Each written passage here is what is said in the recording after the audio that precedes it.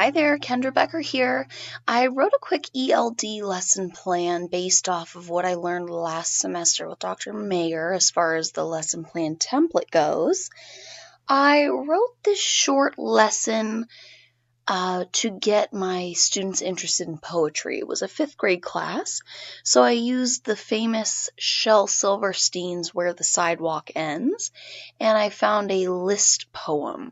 So the lesson objective is going to be for students to write their own list poem, and the lesson here is called Diving into Poetry.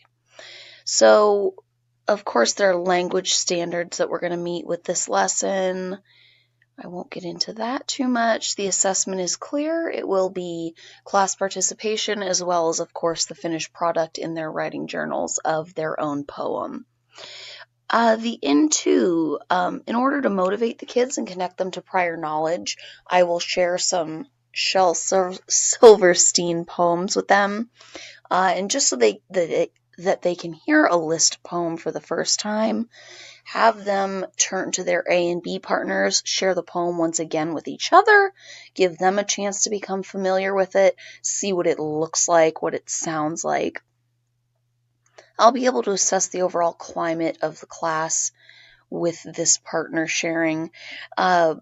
Maybe ask a few pointed questions to understand where they are with poetry, if they've ever experienced it or written any of their own.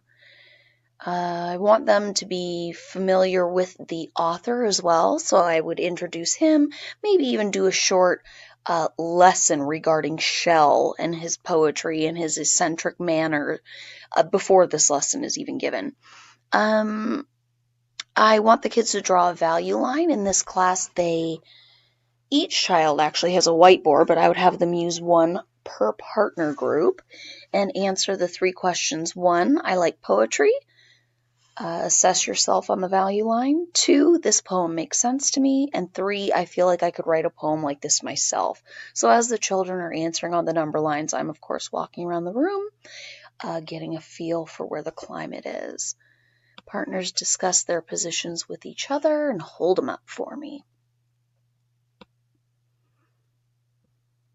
The through is where I'm going to use the text to teach a concept. So I would ask partners to read the poem aloud to each other, which I mentioned in the into would happen. Highlight any confusing or interesting words. The entire class would then brainstorm these words and their meanings, so we become way familiar with them. Teacher then draws students' attention to the formatting of the poem and teaches the format, meaning in normal writing we have to use full sentences and proper punctuation and grammar, whereas in a list poem it's completely different. You have free artistic reign as a poet. I would lead a class discussion about how poetry uses the words differently, as I just mentioned. I would then ask elbow partners to use the whiteboard to collaborate for ideas on their poetry. I have experienced letting a class loose after a lesson and all you receive is blank stares. So I'm hoping to get them started as much as I can before I let them go on their own. Teacher, I would call on volunteers to share ideas and get some on the whiteboard for the kids that aren't coming up with anything. So the interactive brainstorming is important to me here because I know full well that a lot of these EL students have never written poetry before. The beyond, how I want them to demonstrate the knowledge of the concept, is to go get their writing journals out and create a poem of their own. I always stress the fact that there is no right answer with poetry like there is with math, and they are free to be as creative as possible. There was this one little guy that used to always tell me jokes in class, and I said, for example, Juan is a really funny guy. He might want to make his poem funny. And I know Alyssa over there loves cats. Her poem might be about cats. You can really let your own personality shine through poetry. So get them thinking along those lines. You don't have to write an essay about a certain topic.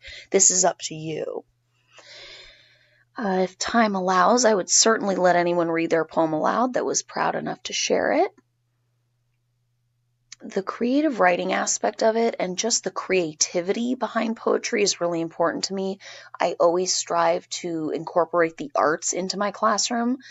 I realize I might be buying some of my own supplies there, when money's low, but I think it's just essential to children expanding their minds.